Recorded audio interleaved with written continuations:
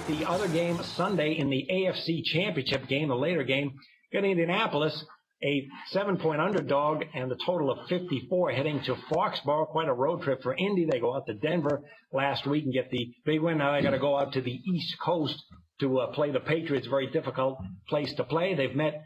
This will be the third meeting actually in the last full calendar year between the teams. They did meet in November. The game was Indianapolis. The Patriots won 42-20, and in the January's playoff game a year ago, it was almost identical score, 43-22. The Patriots won at home. The common thread in those games was the Patriots' rushing yards, 246 and 234. They just rammed the ball down the throats of the Colts, and oddly enough, that's not really what they do. It's a running game that's taken a step back this year because of injuries and offensive line play, and yet against the Colts, they choose to run the football and have had exceptional success. So, Jeff, you have this Colts team that's young overall, and in a sense, they're playing with the house's money. Can't believe there's a lot of pressure on them. They're on a 13-3 run. They had the big upset win at Denver last week, so the season is already a great success. So what is their game plan and their chances going to be this week? Well, you mentioned a key thing there. The last two games, Patriots have averaged 240 rushing yards. That's going to have to change if the Colts have any chance in this game.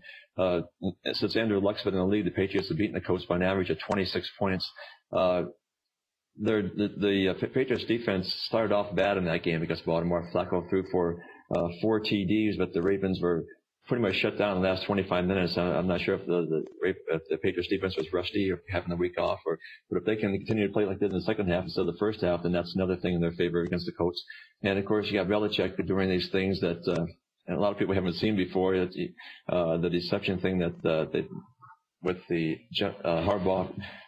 The whole point of that deception thing with the ineligible player was to create confusion. That was its only function, and it did it perfectly. Plus, Harbaugh got a penalty on him, so it couldn't have worked any better. So another thing the coach have to keep in mind, although sometimes you can't prepare for something like that.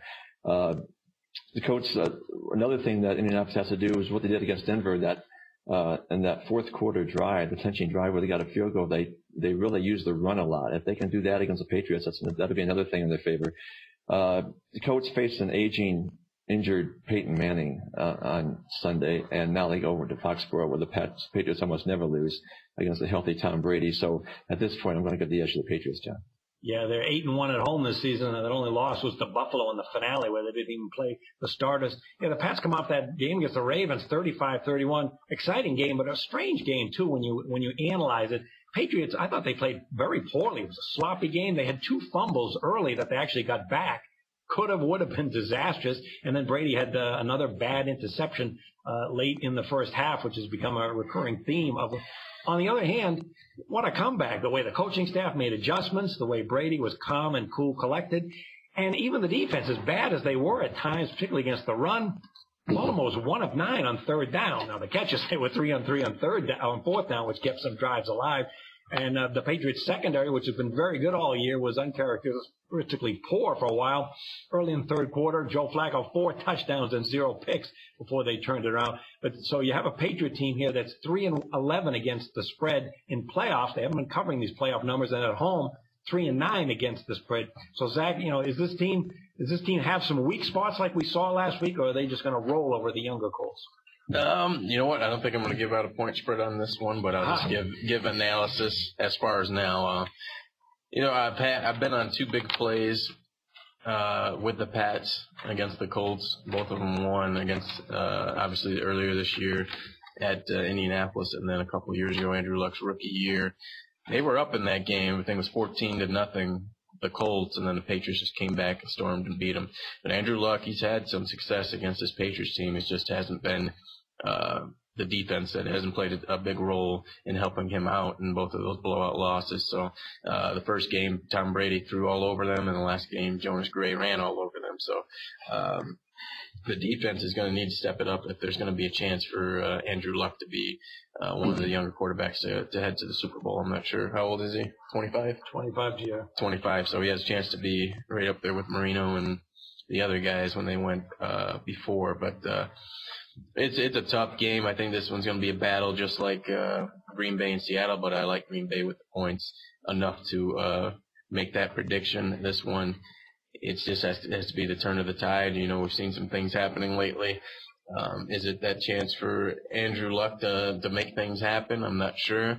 But a couple of props that'll likely be out there that I think I'll go ahead and recommend. The running back for the Colts, Heron. I like what he's doing out of the backfield as far as pass catching back. I'm not sure if it'll be 4.5 catches, but I think that would go over. The Patriots know that Andrew Luck's going to throw all over them, so they're going to give up those short passes. And we've seen Heron make some couple of good plays out of the backfield lately. And Andrew Luck, he's going to throw the ball as well. They like to run the ball 15 times a game, not very much, but they trust Andrew Luck enough, especially with the double tight ends they have, the receivers that they have, and he's throwing that ball all over the field. You're seeing Heron get the catches. You're seeing Reggie Wayne, old man Reggie Wayne, just turned 36 years old, get some catches. Moncrief get some catches. T.Y. Hilton get some catches. Dwayne Allen gets some catches, and the other tight ends getting catches as well, Fleener. So they're spreading the ball around, and that is hard for any defense when you have that much unpredictability going on in the football field. So I like any Andrew Luck props out there. Take the overs, even interceptions. See, if with him throwing that much, I think he'll have a couple interceptions. So that's what I would recommend. That is a very tough game to lay a number on, so I won't, and we'll see how those props go. All right, well, when the Colts and the Patriots meet, the underdog 14-5-2 against the spread. The over is also 6-0 the last 6 meetings, including 4-0 over the total here at Foxborough. I think this is going to be a relatively one-sided game. I see it as a bad matchup for the Colts. In the Colts' favor, picking up Vontae Davis has been terrific in the secondary. He's been very good. And the third down defense all year has been outstanding. That's been a big part of this defense. And even last week against the Broncos, Denver was only 3 of 15 on third down. With that said, I see some weak spots, too, with this Colts defense. Their linebackers are very weak in pass coverage. Overall, they're not very good against the run, even though they tried to address that in the offseason. You saw the Patriots run right through them, and it's a Patriots team that has so many weapons and balance, and they look for mismatches. I thought that Denver coaching staff last week, whatever you think about them, they're below average, slightly above average, or marginal. I would put them in the marginal category.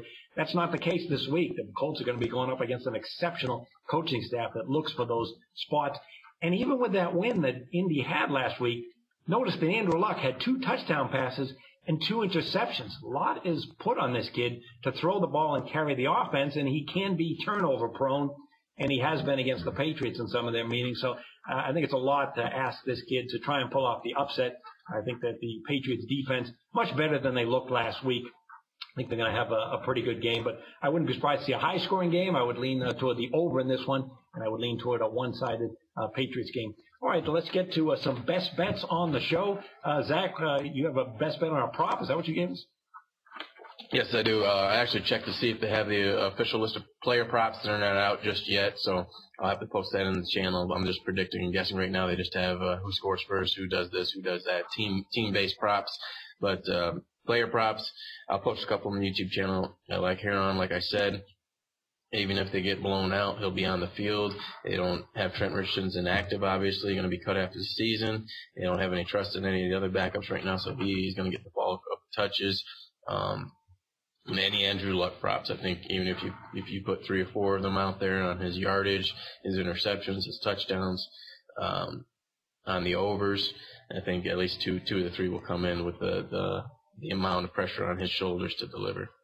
All right, and you've been on that run in college basketball, 69-33-3, plus wrapping up an NFL season that has also been sizzling, 43-23-1. We have in college hoops coming up for this weekend, and where can folks find those? Yeah, JimFice.com. I was actually looking up at the matchups right now.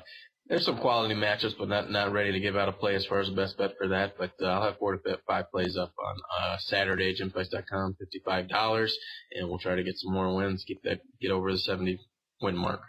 All right, Jeff, Las Vegas Sports Services, 21-6 NBA run. You're up that 3-1-1 in the NFL playoffs. And you have a big 20-star play coming up this weekend in the playoffs. Yeah, just call LVSS 1-866-575-8916. It'll be on your screen too. You're going to get a week of basketball plus a 20-star NFL play. It's $99 online, but it's only $20 on the phone. Just call LVSS at 1-866-575-8916. All right, and Jim Feist has been red hot with his NFL Games of the Years, 4-1 run. He's also 7-0 with NBA Games of the Year. You can find those at JimFeist.com. You can just click on JimFeist.com. That football screen on the lower portion of the screen, that is a link to the website. This weekend, Jim has his NFL playoff total of the year. If you missed his overall total of the year, that was the Colts Titans under late in the regular season. Well, his playoff total of the year goes this week. You can get it for free just by calling the number on that screen, or you can check it out at jimfice.com. All right, for all the guys, good luck with the games this weekend, everybody, and we'll see you next week with the Super Bowl preview version of Proline. We'll see you then.